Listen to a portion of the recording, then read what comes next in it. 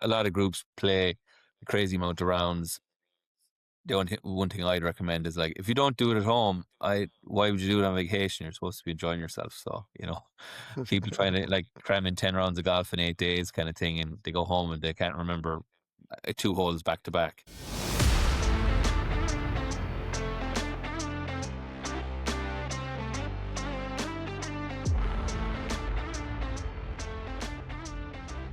All right, ladies and gentlemen, welcome to another episode of the Whole Story Podcast. Jonathan, I don't know if you were doing it while we were talking with Tom Kennedy, but did you book any flights to Ireland during our episode?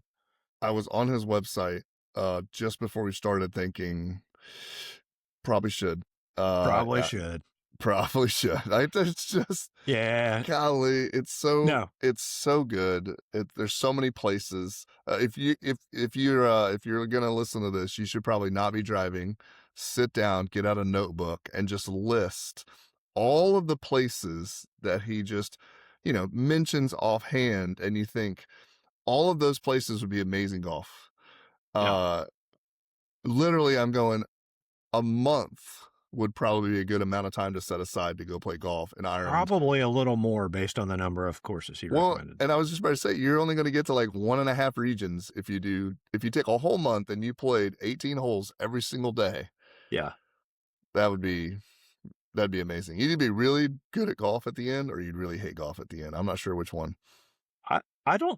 I don't know if you have to improve or you have to hate it. I think if you are doing, and this is what they do, like the food, the travel, the hospitality of all of it, right? Like you are playing a game, would be really nice, and you have all the other things that go with it. So, yeah. Anyway, Tom Kennedy, Experience Ireland Golf and Travel, and we'll put links to the show notes of how to check out their site. But yeah, I met Tom through LinkedIn, and then we connected and got together at the PGA show. Just an incredible guy, has a ridiculous history of where he's worked in the game.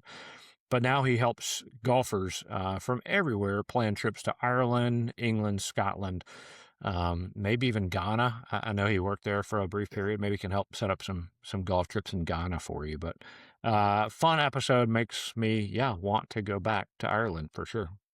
Immediately, I'm sitting here thinking, it's almost a longer drive from Dublin to Cairn than it is the flight to get there. So what are we doing this weekend?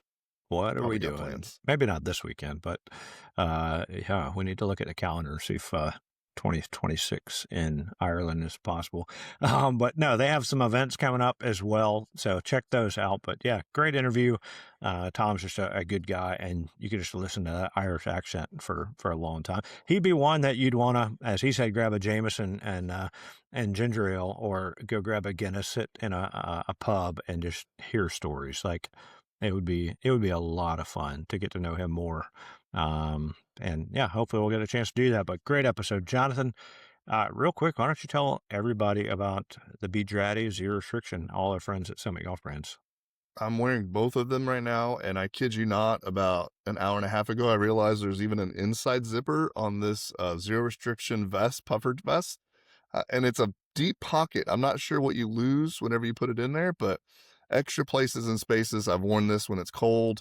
It's kind of comfortable today, but just a little light vest over the top. And my son literally asked me, I came back from our first or second show this morning that we've been recording. He goes, "Are you playing golf today?" I'm like, "Nope, just hanging out at the podcast." So something you can wear around the house, something you can literally jump in the car and head to the greens, head to the tee box if you need to. So can't say enough about how much. Or if you're recording a podcast. Or if you're just going to go to Ireland this afternoon, you could wear all of that all the time. So, yeah. No, it's good stuff. And our friends there have given our audience a discount code. So if you use BestBall20 at any of their websites, when you go get a puffer vest like Jonathan or any of the stuff that we wear out on the course, you can get all that stuff and save 20%. So very thankful for them. But yeah, let's go to Ireland and talk with our buddy Tom Kennedy with Experience Ireland Golf and Travel. Y'all enjoy this one. All right. Well, today's guest on another episode of the Whole Story podcast, a new friend that I've had a little bit of time to connect with both online and even meeting in person at the PGA show, Mr. Tom Kennedy. Tom, how are you doing? Pretty good now. Looking out at the rain at the moment in Ireland, but to be expected in February. That's what keeps everything so green. So Yeah. Well, rain in short, Ireland's like an all year round thing, right? short-term pain for long-term gain, so we're all good. There you go. Well, it helps make some of the best golf in the world, so you got to take it. Yes, You got to exactly. take it. Where in Ireland is home? So home is Limerick, but I live now in Killarney. So when you marry a Kerry woman, you got to move down here. It's in the Constitution or something like that. But it's Yeah. not the worst place you could be living, or especially for golf. It's quite good. You're an hour or a little more of an hour for some of the best links in the country. So and for our business, it's quite good because a lot of people visit down here, whether it's sightseeing or obviously golf. So it's good from that regard. So Robbie had said he met you and hung out, and I'm thinking, did you go on a golf trip and not tell me about a trip to Ireland? Because I'm on that plane every single time. Yeah, no, it's obviously very, very popular, and it's hard to. If we could clone every links course in Ireland, we probably still wouldn't have enough tee times. But it's getting kind of crazy. I mean, I think we're 9 days out from when RCD opened their books for 2027, and wouldn't be surprised if by the end of that day they're full or nearly full. For next season. We haven't even started this season yet, and we're Wow. We're talking 2027. So it's pretty crazy. But I suppose the demand is there, and it's great to see. Obviously, all the courses are filling, they're full or filling the last of their tee times at the moment for the 26 season, and then 27's already looking strong. Obviously, we've got the run up to the Ryder Cup. We've the Walker Cup this year in Lahinch, and we've the Palmer Cup in Tralee, and then we've the Irish Open in Doonbeg. We've I think the Women's Irish Open in the K Club. So it's a big year for events and stuff like that. And then obviously kind of the crescendo end of the Centenary Ryder Cup next year. So 100 years since it started. So fitting that it's in Ireland and in where I started my golf career. It was my first actual job was working there, about 30 years ago. So it's kind of cool that it's coming there. That's awesome. I suppose after it's hard to believe it's only the second time it's ever been played in Ireland. That is crazy. After all the Irish contributions down the years, be it players or captains or whatever. So, but we've got it this time anyway. Yeah, well, let's back up and talk about you and your history in the game, and yes, Adair Manor and stuff. But when did you first get into golf? I mean, was because you're born in Ireland? Was that like you're just handed a club immediately in the crib, or? No, not really. I used to even like too much as a kid, and even before I was a teenager. My granddad Christy Cullen was a very good player. He was about a two handicap when a 2 handicap meant something. And he won actually the Irish Senior Cup with Lahinch Golf Club way back. We've a menu from their celebration night actually at home somewhere. I think my mum has it. So I suppose the golfing gene was there, but he's still the best golfer to have come from either the Cullens or the Kennedys side. But I kind of played soccer, hurling, rugby as a kid growing up, and then there was a few of my friends started to take up golf, and I walked into a place called Gleason's Newsagents, picked up a copy of, I think it was Today's Golfer. I've mentioned this on another podcast, but I won't mention what podcast. It was 1991 or 92. I think it was 92. And Ian Woosnam was on the front cover. He'd won the Masters in 91, I think. Made the putt on the last with the knee down celebration and everything. So John was at the counter. He was the junior kind of convener, junior organizer in Limerick Golf Club, quite close to where we lived. And he obviously noticed that I was picking up a golf magazine, and we'd been playing pitch and putt and stuff with my granddad and my uncles and stuff like that. So he had a few questions, and did I play golf, and where was I a member anywhere? And I was like, no, well, I play a bit of pitch and putt, haven't played much golf yet. I don't remember anywhere. And I think within 2-3 weeks, I was a member in Limerick Golf Club. Kind of John had me signed up. So, your friends start playing, all that kind of stuff. So kind of went from there really. And, good kind of pastime. I kind of, it's a lot different to a lot of the team sports you play, especially in Ireland, be it Gaelic football or hurling or rugby or soccer and stuff like that. Very individual sport. We do play a lot of team golf as well, probably a lot more than they would in the States, and a lot of match play and stuff like that. So it would kind of be more like the team sports that we were used to. But again, obviously, very individual element to it. But very enjoyable sport, and it's pretty much the only sport left that I can play. Yeah. Without getting hurt as much, Yeah, right? well, yeah, Less of a chance, yeah. Yeah, I had a mad notion to go back playing rugby a few years ago on a couple of training sessions, and you're going, you play matches on Saturdays, I play golf on Saturdays. Sorry, lads. I'll have to bow out. Did you say before the worst comeback ever? Yeah. Did you say hurling? Hurling, yeah. What is hurling? It's a much better sport version of lacrosse, I suppose, but it's been going since about 1884, or maybe before that. So it's very hard to explain. But it's 30 men, 15 on each team. Or if it's the ladies, it's called camogie, and they just bait the shite out of each other really for 17 minutes or so. Fastest field game in the world, and they're all amateur players.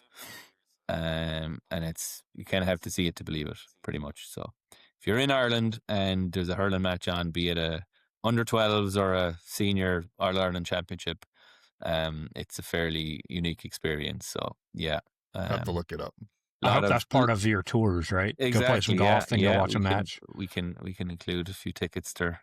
Sure. They're easier to come by than Super Bowl tickets anyway, and we don't call the All Ireland champions the world champions like to do with the Super Bowl, even though we're technically Limerick have been the world champions of hurling. I think 4 out of the last 5 years, but we can go ahead and call them the world champions. That's fine. We might have to, yeah, for real. Well, you've taken, somebody saying, hey, you're now a member of a club, and then you turned it into a profession, and you did mention your first job. So walk us through the career path, like when you got into the working side of golf.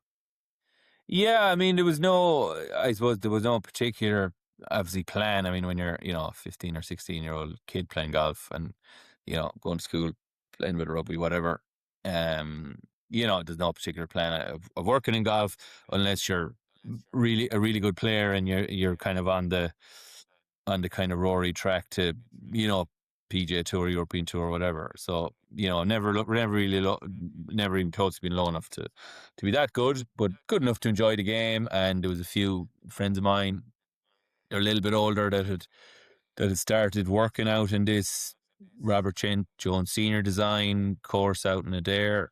It was about a 30-minute drive back then before they kind of improved the roads. It's about, from where we used to live in Limerick, it's about 15 minutes, 20 minutes.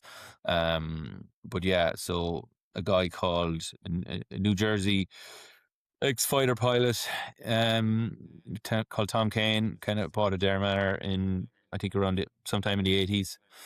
And remember Baltusrol, and he was very good buddies with Trent Jones Senior, and he was over one Christmas at a Dare Manor.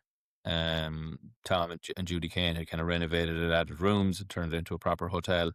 And then he was over one Christmas. He'd walk the grounds, like there's acres and acres of estate there, and he kind of came back in, and river running through the property, trees everywhere, kind of going, I'd like to build my last golf course here. So, he'd actually designed the caching course in Ballybunion. I think that opened in 83 or so, or sometime in the 80s. So he'd obviously done a project before in Ireland.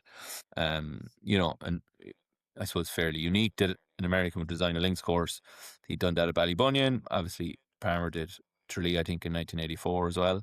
But again, there wasn't a lot of links land around. So there was a fairly unique kind of parkland site, and he designed the course there. I think Tom had it in his mind maybe to do an Irish version of Baltusrol, so you'd had the Kentucky bluegrass and the bent grass greens, and obviously a lot of water and sand, and it was a very popular course. It was in the gateway to the kind of southwest, that you'd 30 minutes from Shannon Airport, so you could fly into Shannon. You could play a Dare La Hinch. Like Doombeg wasn't even there at that stage. I think Doombeg came on in 2000. So we were pretty much caddying from, I think, did a few loops in maybe 96 when the course opened. Wasn't long after kind of turning into like 15 pretty much, but just said, yeah, we'll go do it, make a few quid. It was, I think the first rates were like either 14 or 15 Irish pounds a bag. So, we hear people, they wouldn't get out of bed like for more than $250 now. Some of the places in the States, and you're trying to get the best caddy in Bandon Dunes, and you're getting texts back from people going, yeah, he'll need $250, so you're going, so it's kind of funny that way back then we were earning pittance, but it was, it didn't matter too much to us back then, because we weren't even getting into the pubs back then, but worked straight through. Obviously the 96, 97, 98, 99, I think Tiger, Marco Mira, Stuart Appleby, Penn Stewart, all of them visited, and they're part of their open kind of wrote preparations and stuff like that, and a lot of them stayed when they had the JP McManus Pro and Limerick Golf Club in 2000, and we had the Ladies World Cup in 2000 as well. So, as a kid, kind of teenager playing golf, to go out, do 2 loops caddy and play 9 holes and rinse and repeat kind of for most of the season. So it was just cool being around the place, and you'd no mortgages or loans or anything, or I suppose definitely no kids back then anyway. So, you'd be out from dawn to dusk really, and, do it again for 7 days a week in the summer. So it was great. It's, when you're in college, it was obviously, you'd have a bit of weekend work and stuff like that. Yeah, so that was the first job ever, first job in That's a golf. pretty good first job. Not bad, not bad. So, Yeah. in terms of the resume, it was a good start. So, kind of went from there, and then went to an equally impressive, probably more spectacular in terms of golf course, down in Kinsale, down in the Old Head. So went there in 2002 and was there kind of 5 seasons. There's kind of seasonal golf course, the Open, kind of April to October every year. So, so it was good times, and you're kind of palling around with a kind of similar cohort of people, similar age group, and when you could be out till 2 a.m. and get up for work the next morning without being too worse for wear, kind of get away with it. When you're outside anyway. If you're inside in an office, it's a bit different. Yeah. So that was, it was just great fun. For probably, like 96 pretty much to 2006. So that was 10 good years of, working in the business and making contacts. A lot of members in the Old Head are from the US, mainly international members down there. So, you make good contacts and good friends out of it as well. So when you ever went traveling, then especially to the US, you'd have a few, people you could call on for, for golf, or even, for a hookup for jobs or whatever in the off season. Obviously with the only being seasonal. So, yeah, it was a kind of a good start, kind of first kind of 11, 12 years. That probably couldn't pick 2 better places, in Ireland anyway, and kind of, went from there with some more kind of, full-time positions. Did one more season in 2007 in Doonbeg, kind of over the caddy program there with a guy called Mark Wade and David Ryan, working for, it was, I think, Caddy Master Inc. or whatever they're called, ran the caddy program back then. Doonbeg was owned by the guys who had Kiowa Partners back then, and then kind of went more into kind of full-time worked at the Heritage in the Midlands, which was Sevi Ballesteros' only design in Ireland.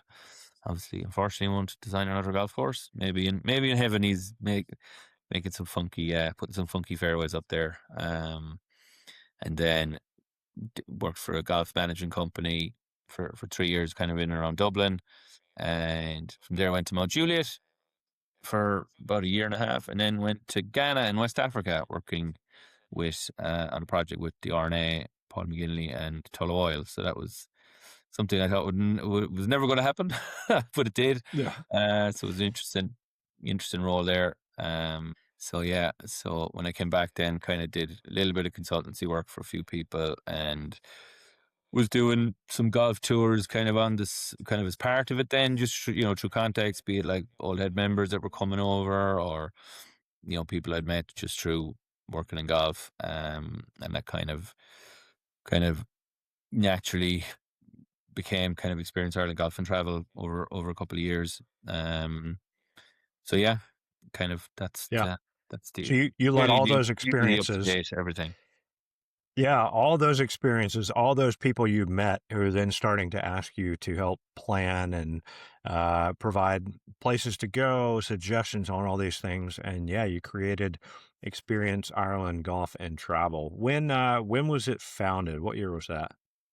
I think it was founded in 2016, and yeah, kind of the first proper tours probably from 2017 onwards. So yeah, so we did kind of the first kind of big thing we did. We had No Lane Up. We did their Irish tour sauce trip in 2019. Very nice. So that kind of catapulted us into the lot more recognition, especially with the maybe a more kind of social media savvy kind of audience. So maybe might have a slightly younger demographic than maybe traditional tour operators. So a lot of them come back kind of year on year, which is good. Some obviously the older groups, it might be one of their last trips anywhere. But we're kind of lucky that the demographic's a bit younger. And I think we still probably get inquiries off the videos we did with the guys, and so it was a really successful series. But of course we were looking at a bumper season in 2020. We had been to the PGA show in 2020 as well. Everything was looking fantastic, and then obviously the whole world pulled a handbrake in kind of February, March time then, and we were all stuck at home, rescheduling tee times, 3 or 4 times. I mean, there was a few groups that I think they inquired at us in 2019. I think it was 2024, 25 for the last group. The last group that was supposed to come in the COVID year in 2020 actually came, so it was pretty crazy. So we did some interesting projects in the meantime. We ran a neighbor food market for a while, and we did like a mobile Santa thing around Christmas with my brother-in-law's company, O'Callaghan Coaches. So yeah, there was a few other things, but it was all about just kind of keeping it going and getting through it. And one of our first trips when we got through kind of COVID was Bill Murray and his family came over with Tom Coyne to film the Links Life series. So we had that in August 2021. And then Bill got positive COVID test on the second last day and couldn't do the final day's filming in Ballybunion. So, but anyway, he met probably thousands of people that week. We were trying to, stay one step ahead of the PR posse. But if eventually, some golf clubs would have 20 people to meet him, others would have 200 to 300, 400. So I suppose when you're shaking that many hands, something's probably going to Bound to happen. Yeah, I think there was 16 on the trip in total. I think about maybe 5 of them tested positive in the end. So it was a pity, because obviously there was a big day filming planned with the whole crew in Ballybunion, and his brother Joel as well, who was in Darren Gregg and a few other things like that. And his brother John, and then Andy, who runs the Caddyshack restaurant. So there was the kind of a grand finale, and it kind of just, it's like when you let the air out of a balloon. So it was a pity, but I mean, that was another great trip, and we got some nice PR out of that then as well. So we work with a few creators then kind of every year. I suppose we see the value of it, and they can tell their own stories through ourselves. And yeah, so it's nice business to be in, especially as a golfer, and you get to see it the whole of the country, obviously, we do a little bit in Scotland and England and further afield as well. And when we go over to the PGA show, then we've, some nice clients who like to take us out for a few holes in their own club. So that's a nice kind of fringe benefit that comes with the territory, thankfully.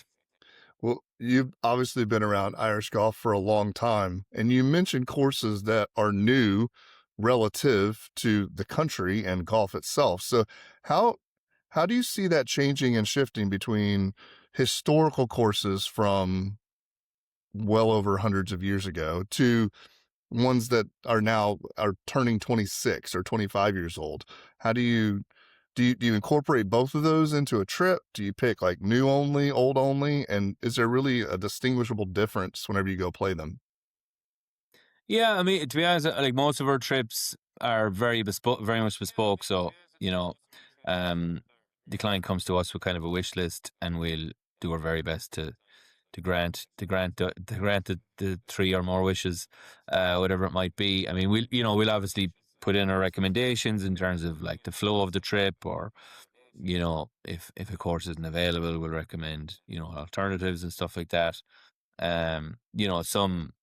Some people will want to play Royal County Down one day and play the Old Head the next morning. It's fine if you have a helicopter on standby, but sometimes you kind of have to go. It'd be lovely to just base yourselves in this area and play all the lovely courses around it.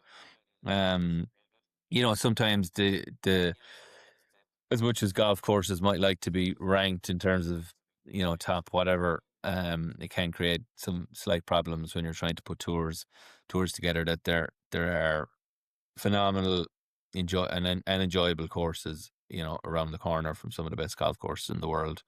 That are, I mean, I suppose the cases in point, Ballybunny will be something like that. Like the old course is obviously high on a lot of people's lists. Pretty much one of our most popular courses in the whole country. And then the Cashin is obviously the second course right beside it, which has undergone a significant renovation over the last couple of years, by Tom Watson and his team.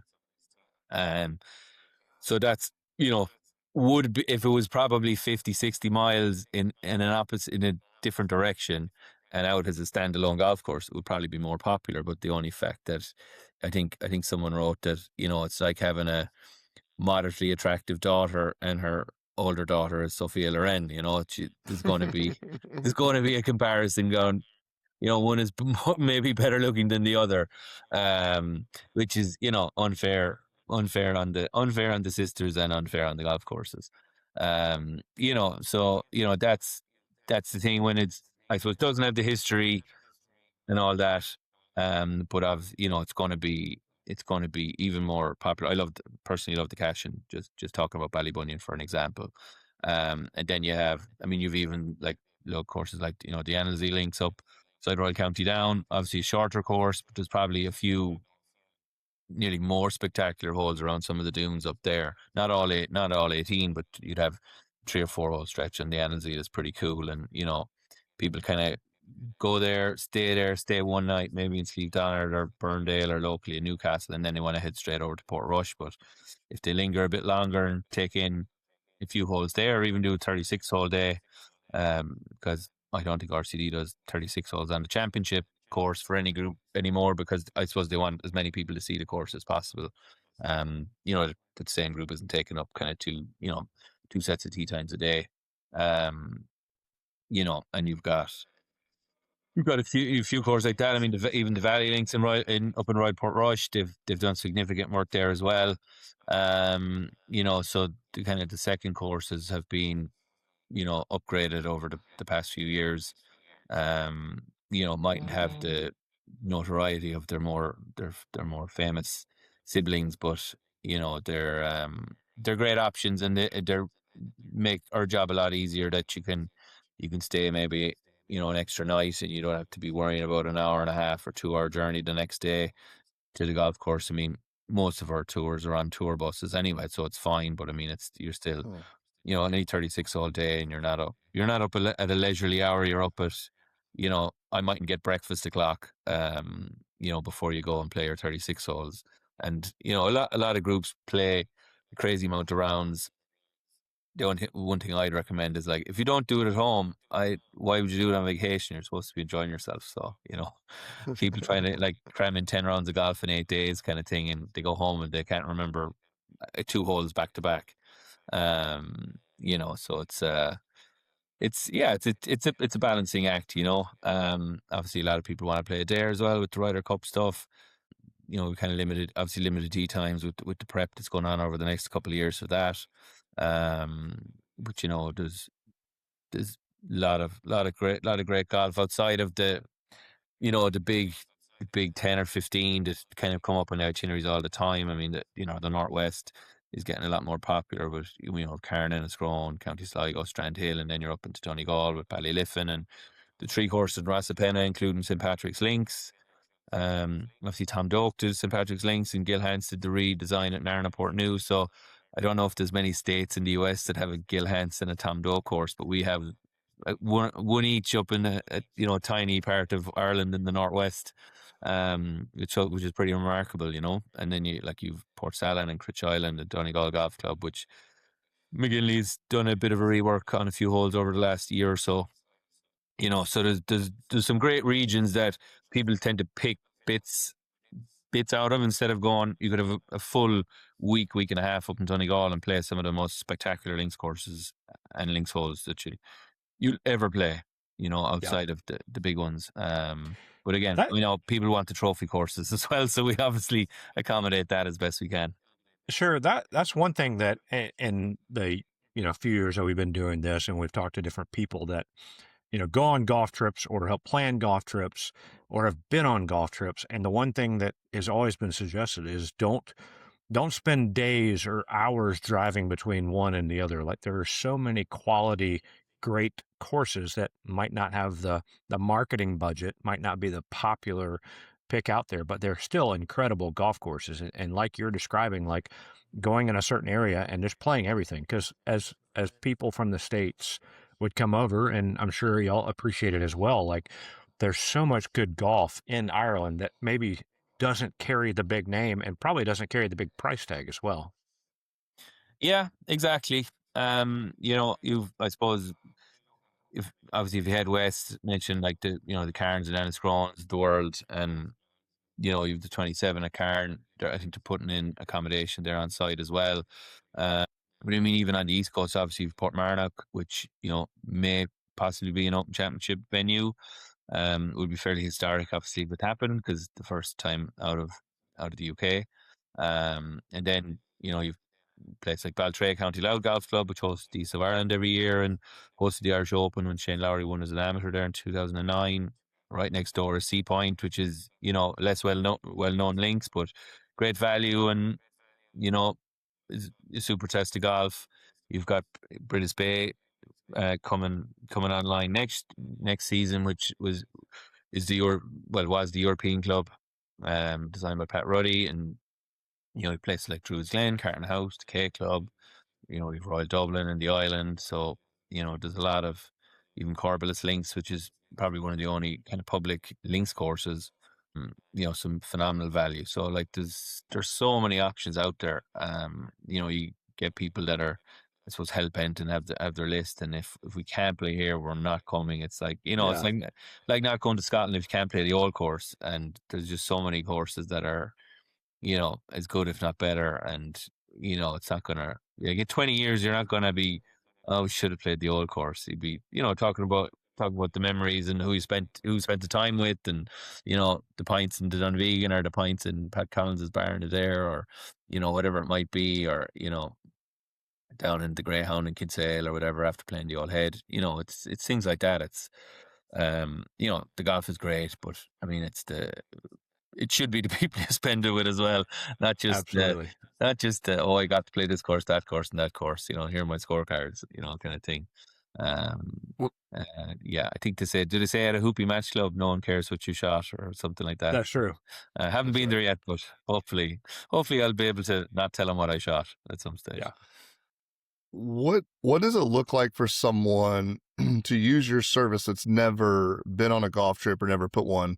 Because it feels like the reason to use a service like yours is simply, I want to come, I've got 5 days, here's 2 places I'd really like to play. Can you fill in the rest of my itinerary, including, because I was looking on your website. Can you really just have like a Mercedes-Benz drive you around with just 2 people if you really wanted to? Do I have to be in a bus? No, would you can? Yeah, we'd provide. Obviously, we do the whole thing. So it's obviously tea times. We do everything Yeah. apart from sleep in your bed, eat your food, and play your golf. But if you can't play your golf, I might play it for you. So yeah, I mean we've had like couples or fathers and son, or mothers and daughters, and they'll literally be in the back of a Mercedes Benz or limo type car, and they'll go around for the week and play golf or tour around sightseeing. So yeah, it's up. I mean, it's all bespoke. So you're not getting on a bus with 8 or 12 other people you've never met, for example. Unless we do a couple of events a year, and let's say if we were organizing a bus for something, you might bump into a few people you haven't met before. But I suppose golf is good that way, that the more golf you play, you'll play with people that you may not have met before, for good or bad. But at the end of the 5 hours or 4.5 hours, whatever it might be, you might you'll know whether you like it or not. So So yeah, golf's a great place to make quick friends, for sure. Yes, exactly. And been lucky to make some great friends out of golf. From working in golf to clients who are now good friends, and all that stuff. So it's a good a great game to be involved with. Obviously, something you can play till you're older. Like we've 3 young girls at home, and I would never pressure them into playing any particular sport. But I think if they got into golf, just in terms of the parts of the world that you can potentially see through it. There's kind of no other sport. I mean, obviously, we've got Riviera this week in the Genesis, and I mean, we can tee it up there like the pros. We can birdie 18 like the pros, like Elkington did in the PGA in the 90s against Monty, and like Tiger has to win, and all the greats that they kind of won around the courses. You can walk up the 18th at St Andrews. You can do the same in Portmarnock, Royal County Down, Ballybunion. There's a few sports you can do that. You're not going to throw a winning pass at the Super Bowl. You're not going to get the free in the All Ireland hurling final, but you can make you can birdie the Island Green at Sawgrass, for example. So that's it's quite it's a unique game. I don't know if are there any other sports that offer that kind of outlet to you say players? birdie the Island Green at Sawgrass. Why don't we just say you could at least have a tee shot to put it in the water like the pros do at Sawgrass? Yeah. Well, I had a birdie putt last April there, so at least I had a if you're He's a better golfer than us, Jonathan. We just found out. Well, I was thinking golf and hurling. Those seem to be the only 2 that I could come up with that you could play both where the pros go. Yeah. Well, I mean, you get, I suppose, when they're all amateur players, but the amateurs that play hurling and football are as good as fitter than most professional sports people, to be honest. So Yeah. Well, you mentioned a couple events that you guys do, and I know one, the Social Media Open, and then you have the Social Media Links Challenge. So tell everybody about those, what that's all about, and where you guys are playing. Yeah, so Social Media Open's been going since is it 2014. So yeah, it was just kind of happened through various conversations on Twitter, obviously 12, 13 years ago. Just a bunch of us from all parts of the world, and forever talking about playing golf together, and wouldn't it be great, and all this stuff. And there was one day I just said, like, could we just stop talking about it if we're not going to do it? So I said, okay, I'll organise it. I'm sure you want to come to Ireland. So I worked in Mount Juliet at the time, so I kind of got the gang to Mount Juliet, and consensus was that everyone wanted to play Old Head, and we managed to get it there in Castlemartyr in the first year. So it's kind of been going since. I think COVID was the only year I had to take a break. So yeah, it's pairs tournament. In probably the last 10 years, it's found its home in County Kerry. So we've been playing the last couple of years. We've been playing Ballybunion Old, Dingle Golf Links, and then Tralee and Duke. So that's the running order this year again. So it's from the 21st to the 24th of April, and then our regular Links Challenge tournament. We've been playing the two 18-hole layouts at Cairn, Wild Atlantic Dunes and Hackett Course, and then Enniscrone. So that's the week of the Open Championship, which is, so we start on the Wednesday, the 15th of July, and it runs to the 17th. Again, kind of pairs, team of two format. So been going and it's open for anybody. It's not like any golfers, it's yeah, not any combination of players, so open to all. So yeah, so we're looking forward to a good gang in April.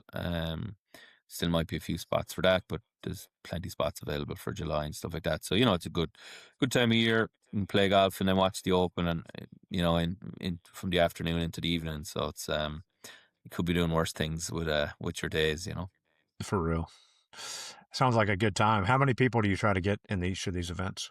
Yeah, so I mean, we've had up to I think 220 have played in the April event. Wow. Kind of at the height. So we've got around 100 now this year. We're kind of doing one day at each course. 'Cause logistically it got a bit crazy. So we'll have probably 100 to 120 maybe at the Links Challenge. Kind of keeping to the kind of one course per day kind of rotation. So just to make it a little more when I manageable and first stuff like that. So when I first saw you talking about the social media open, I'm sitting there thinking it's like you're bringing in all the influencers in the golf world, and you're basically giving them a platform and courses to go create and do all this stuff. It makes more sense now that it is just the story you told. We were talking, with friends, and you finally just said, you know what, we're putting something together. Here's what it is. You guys come. So, yeah, exactly. Yeah, we have a few content creators that are coming over. They were all at the show actually, so we kind of met up again and chatted it through. So so they're coming over in April. So we have a few ideas that we'll keep to ourselves for the moment. So a few bit of interesting content coming, hopefully. So very we'll nice. be seeing that we'll drip feed that out to people in April. So it should be good fun. So we've got some great sponsors on board as well. A couple of good brands and some Irish companies as well. So we try to support local as much as we can. So yeah, should be a bit of crack, as we say here anyway, on and off the course.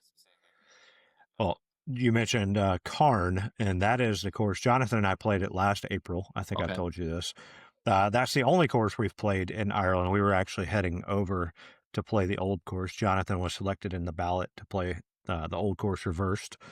And so, yeah, we made a quick stop in Dublin, drove across the country because a friend of ours had joined Cairn as an overseas member. And yeah, so we played it, I think, one afternoon, spent the night in, I can't remember, a little hotel right there near it. Broadhaven maybe, or the Talbot. Yeah, the Talbot. It was a Talbot. Yeah, just right there. Couple doors down from McDonald's. I know that is the one regret of that trip was we were just exhausted. We did not go over to McDonald's, which on the return trip you have to go back to Belmullet. So I know. Yeah, I was talking with Jerry and Fiona, and they're great people. But we absolutely love Cairn. We had the best time. Played each of the routings, and it made us want to play more golf in Ireland for sure. Yeah, it's a special place. It's made, I suppose, even more special by the people.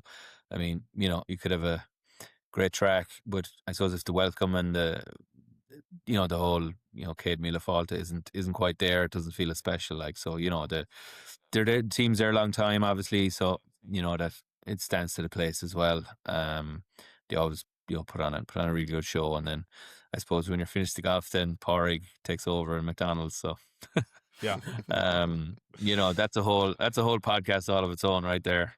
I know. Jonathan and I had a great time. Yeah, look, that's it. I mean, it's it's the welcome, it's the the people you've never met before, and they're it's always I suppose we're quite a welcoming race of people and countries. So and it keeps places like Cairn, it keeps the community going, from the direct jobs to all the people that work there, between the caddies and all the staff, they obviously spend money in the local community then, so that keeps things, ticking over. And it's, I suppose, a short enough season, kind of April to October. Outside of Yeah. that, then I suppose you're relying on having made hay while the sun shone in the summer. Yeah.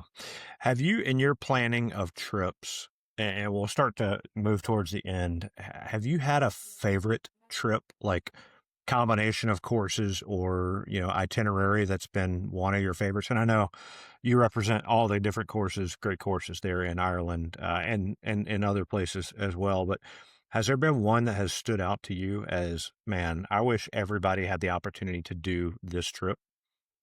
Obviously the no let up trip was a lot of fun because you know the, it was a little bit of a carte blanche. I mean, the lads had their the ones that they wanted to play, and thankfully we could get them all in, and plus a few more that they mightn't have known a whole amount about, but we got it in. And there's been, I suppose, they're all the trips are kind of fun to do, whether you're organizing helicopter transfers or you know whatever it might be. But there's been, I mean, obviously, being from kind of the southwest, it's always fun putting those trips together because you'll have time to meet the clients. And sometimes I mean, there's a buddy of mine coming over with a few friends in June, and we're playing Royal County Down to start the trip off, and then going to Ballyliffin to play a couple of days. The guys are heading on, and I'm going back home. So those kind of things, when it's for friends as well, and you can showcase the best of the best nearly, to start the trip. And then obviously phenomenal places like Ballyliffin, and they're heading over towards St. Patrick's, then in Rossapena for a few days. To see that part of the country, especially in the summer when it's at its finest, is it's kind of cool. So there's a lot of hard to pick one. It's nearly like picking a favorite child. So Yeah. at times I do have a favorite child, but it's all about behavior. But Yeah. so won't tell him which one. Well, you mentioned Tom Coyne earlier, and I do want to ask this. I'm a big fan of his book, of course, called Ireland. What has that done for the popularity of golf in Ireland? Because when I talked to Jerry and Fiona there in Cairn, they mentioned, yes, the no laying up guys coming, but also the impact that Tom in his book and just his love of Irish golf has done. Yeah, I mean, it's put maybe the less heralded courses on the map back. I think Tom, I think he did the walk in 2003. I could be wrong, but around that time, so it's over 20 years ago. I'm not sure if the book came out on the same year, but I mean, it was, and I know John Garrity, I think was he Sports Illustrated or something like that. Like, they obviously, he was maybe a little before Tom, and then obviously no Lane Up was a little bit further along again. Um, I mean, I suppose they were on the map, but but people weren't Yeah. looking at that part of the map. So that was phenomenal for them. I mean, at times, because he walked the coastline playing the links courses, people think that it's smaller island than it is, but it's still 6 to 7 hours from the southernmost Right. point to the northernmost point. So there's still a bit of driving. So like people go, oh, we're Cairn today. We're going to go to the Old Head tomorrow. We're going to go to Portmarnock, or you're kind Yeah. of going, are you sure? You're driving past so many golf courses. So Yeah. you know, one hand, obviously, a phenomenal piece of promotional material for Ireland. But at the same time, we do curse them because, oh, I read Tom's book and we want to do this and that, and so but look, I mean, Tom's an unofficial ambassador for Irish golf. And I know he's nearly an official obviously, if he was, I think, the first international president of Cairn, I think, and Ligori Mhm. is has that role now. So it just shows you know how highly regarded he is in Irish golf. And I think he continues to do that, and in his role with the Golfers Journal. Obviously, there's usually an Irish angle in there somewhere in most of the editions. So we get our subscription into the office every couple of months, whatever.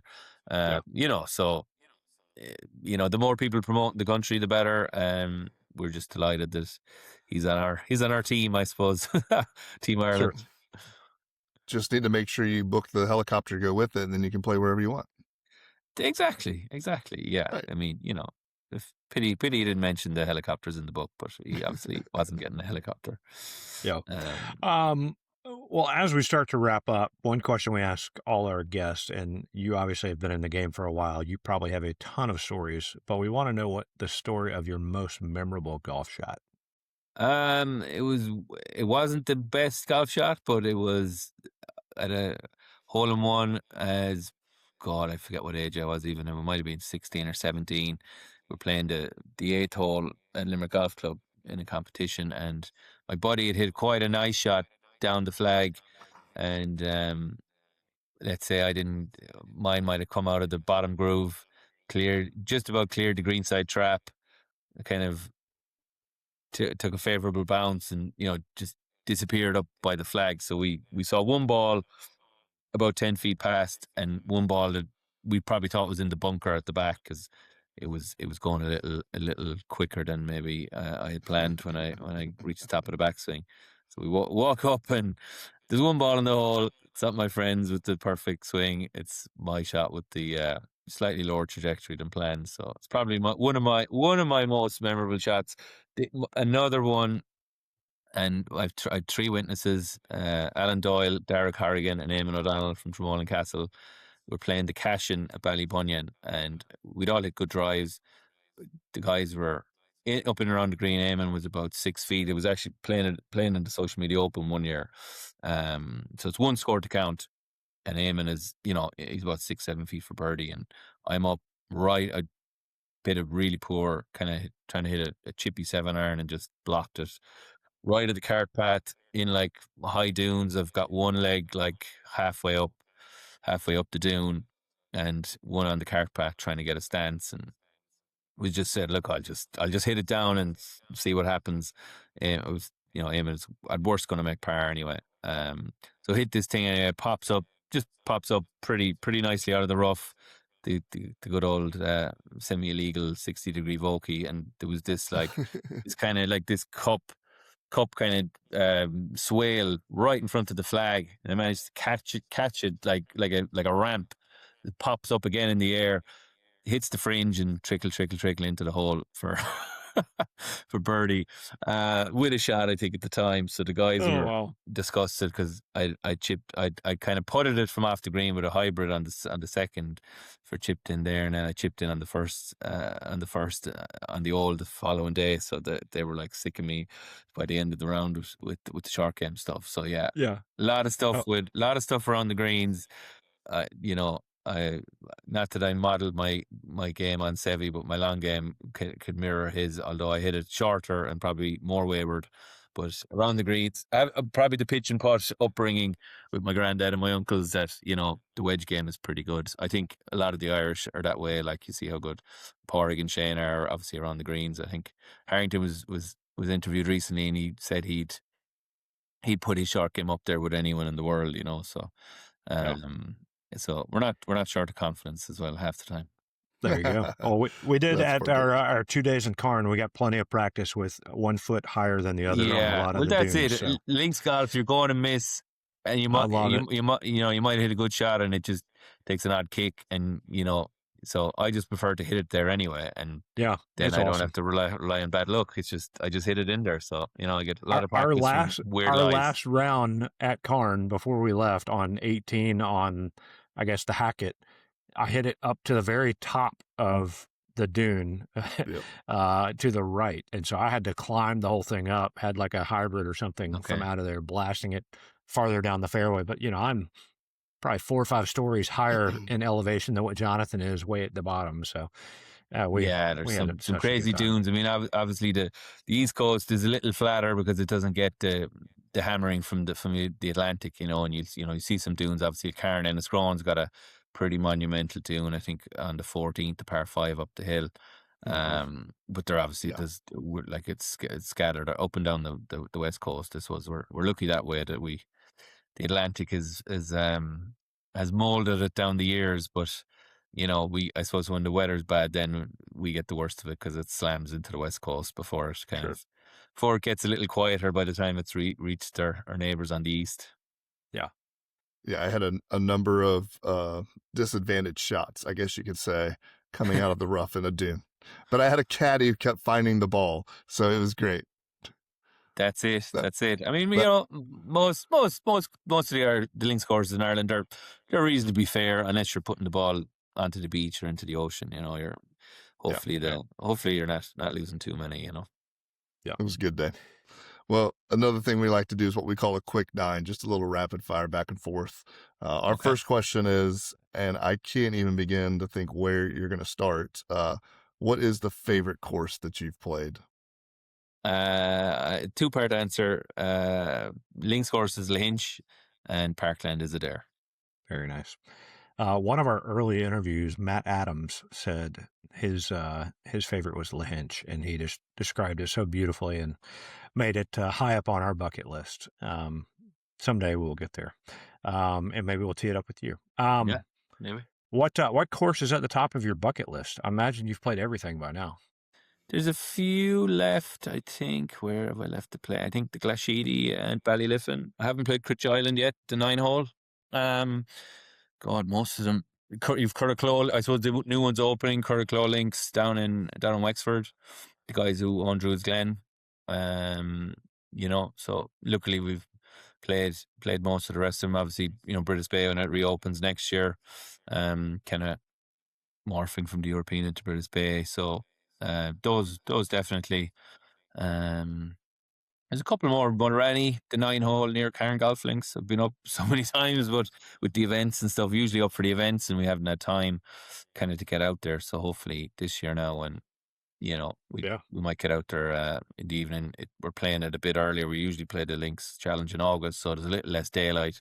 But we'll July we'll have that extra maybe hour or so. So hopefully get out there. But yeah, like most of the rest of them, I haven't played the Annesley at Royal County Down. So Bill Donald, if you're listening, I'm anytime you want to invite me up. Give Tom a call. Yep. And there's a couple of spots over in England and Scotland. I'm a new international member of Formby Golf Club near Liverpool, so I'm going to play a little bit of golf over there later this year. So hoping to get in a few courses over there that we haven't played yet. So mightn't get on. Birkdale might be a bit busy this summer, so might have to wait till next year. But yeah, so there's still a few we're looking forward to playing, but nearly there on the list for Ireland, and we've got a few to tick off with Scotland and England over the next few years. So fingers crossed. Nice. What is a favorite course that no one knows about, where you see people drive by it all the time to go to one of the famous names, but they should really stop and play there? Yeah, it's a tough one. I mean, I don't dislike the phrase hidden gem, but is there a golf course on the planet that looks for visitors that's not on Instagram or some kind of social media? So I'm not sure where they're hiding if they're up on social media. But your places like, I mean, I still think the courses on the West Coast, they're not exactly being driven past, but I just love Enniscrone. It's a super track. There's tricky finish with the first, but the kind of second, third, fourth hole, really nice introduction to the front nine. It's a little bit flatter then, kind of between the final holes in the front, but kind of from 10 green all the way through till probably the 17th green. It's phenomenal run of holes, really cool. The village itself is class. There's some, obviously good spots for surfers. I don't surf, but beach looks lovely. I'm sure the water is very warm. But it's just great. You've Ballina, like it's 15-20 minutes away. We love it there. Obviously, we've had it as part of our event for years. We send a lot of clients there. Mount Falcon is very close to Enniscrone as well. It's one of the nicest properties on the whole west coast of Ireland. Alan Maloney and his team there. They have a driving range at the hotel, on the estate. So That's perfect. Obviously, Alan does like his golf, and he caters for golfers, and there's few better hosts than Alan at Mo Falcon. So places like that. So that'd be one of my favorite tracks. And I mean, obviously, everyone knows about Old Head, but there's few better experiences than playing Old Head and spending some time in Kinsale. It's like the Irish Riviera and some of the best bars and restaurants in the country down there. So, hard to pick. Hard to pick just pick one. them all, but Yeah. that's not too bad. I mean, you've got Rossapena and the Harbour Bar. Those kind of combinations. It's hard to pick them all out. But you just keep coming back to Ireland, and we'll set up the experiences for you. Yeah, for sure. Who would be in a dream foursome? It's hard not to pick my Adair Manor member guest for that's Adrian Feen, who was captain there in 24 and 25. Eamon O'Donnell, who's director of golf in Dromoland, and the one and only Oliver J. Ryan, who was nicknamed the 3-shot penalty by Brandel Chambly 30 years ago. And we've all worked in Adair, so it'd be hard to pick 3 others. But if I did have to pick 3 others, it would probably be Faldo, Sevi, and Harrington. Nice. Good choices. All right. What has been your favorite snack on the turn? Probably a Jameson and ginger ale. But if I had to choose, something to eat, it would be, I think, the it's kind of like a black pudding sausage roll that the Old Head do. It's hard to beat that now. I have to say. Is it a blood pudding? Pretty much, yeah, pretty much. It's quite good, and the chowder is excellent as well. So, yeah, hard to beat that now. I have to say. Nice. I'm more willing to give it a try if you don't tell me what it is. Exactly. Just give it a bite. Roll. It's fine. Same animal. Yeah, sausage roll. Good. Sure. What is your favorite golf course logo? Golf course logo. Yeah, it's a tricky. I mean, obviously, the goat at Lahinch is hard to beat, but then you've got the Natterjack Toad at Dukes, and you've got probably the hare at Waterville. It's tricky one to beat that, but they might be my top 3. All right. What has been your favorite pro shop purchase? Anywhere. Anywhere. Okay, I've a lovely baby blue Bay Hill hoodie that I got last year. That's kind of up there, the same colours as Gary Owen Rugby Club, the club I used to play for in Limerick. So it's all good. Nice. I look good in baby blue, so can't If anybody's looking for Christmas gifts for Tom, he looks good in baby blue. Baby blue, yeah, can't go wrong. We'll keep that in mind. All right, what is one thing golfers should do besides book a trip to Ireland with Experience Ireland? Yes. What they should do in terms of anything. It's an open-ended question. Like one of our previous guests said, fix more divots on the green, right? Yeah, no. Well, I mean, they should do that anyway. That's kind of it's an unwritten rule. Go to the Masters if you can at all. Just go, and don't wait. We went last year, myself and Adrian, the captain of Adair, the last couple of years, and it was great. We didn't watch. I don't think we saw a golf shot hit apart from Poppy McIlroy in the par 3. We went on the Wednesday, walked the course. The first thing we saw was someone proposing to who's presumably their fiance still down at the tee on the 12th. We went down with our Masters chairs, put them down, put the business cards in. We're about to walk away, but there was people kind of taking photographs for each other, so you could bring in your cameras. You couldn't bring your phones. Obviously, you can't bring your phones at all. Can't even bring a camera in the tournament days. So we said we'd hang on, get the photo on the 12th, and we walked down 13, kind of 14, 15, and looped around again. Think we were down in Amen Corner probably 3 times. Just phenomenal experience. And I mean, spend way too much money in the golf shop, but not as much as some people by the look of the bags they were carrying out. So just an amazing experience. And I mean, we really just wanted to see the golf course, so it was really cool. But yeah, if you can do it, and keep applying for those tickets, because if you can get them for $100 a pop, then it's all the better, you know. Absolutely. We did not get them for $100. We get our annual rejection email from the Masters in July. Yeah, I got it. I got it this year again, but we'll keep trying. It's the thing about golf, right. it's just the more you get, the more you get rejected on the golf course, the more you come back, you know. Yep. I live in Augusta, so it's a little bit different. Every once in a while, you get a phone call in the afternoon, you get to go for a couple hours, so not a bad deal. There, yeah. I might have to move in April. There you go. All right, last question. Finish this sentence. The best part of golf is friendships. Excellent. Great answer. Tom, thank you for doing this. Tell everybody that obviously, hopefully by now they're ready to plan and go on a golf trip and use you guys. So tell everybody where they can find out more information about Experience Ireland. Yeah, so we're website is allthews.eigtravel.ie. So everything's there. We've created our own itinerary section. We've our Irish itineraries up. We've details of the events as well. Social media open in April and Links Challenge in July, and some sample itineraries to give you kind of whet your appetite. We'll be adding in a Scottish and English section over the next couple of months as well. So if you do have those trips in mind to other destinations, we do them. We're just updating things at the moment. So if and again, we do everything, like I said, apart from eat your food, sleep in your bed, and play your golf. So whatever else you need, we'll put it together. So obviously, we'd love if you want to experience Ireland with us.